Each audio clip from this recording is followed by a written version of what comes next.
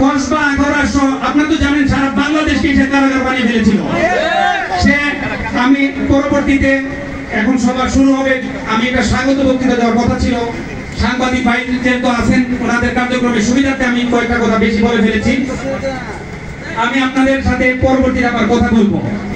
যে বিষয়টা আপনাদের জানা দরকার, আজকে এখানে প্রায় 50টা পরিবার, না কতটা পরিবার, 50 জন পরিবারকে আমি অর্থনৈতিক সহযোগিতা করব। এটা আমাদের দেশ নায়ক জনাব তারেক রহমানের নির্দেশে ওনার উপহার আমি নিয়ে এসেছি। তাদের পরিবার অত্যন্ত, তাদের দোকানপাট পড়ে গিয়েছিল, তারা অত্যন্ত ক্ষয়ক্ষতির শিকার হয়েছে। আগে তো আমি আসতে পারি নাই, এখন আমি সরাসরি এসেছি এবং নিয়ে এসেছি।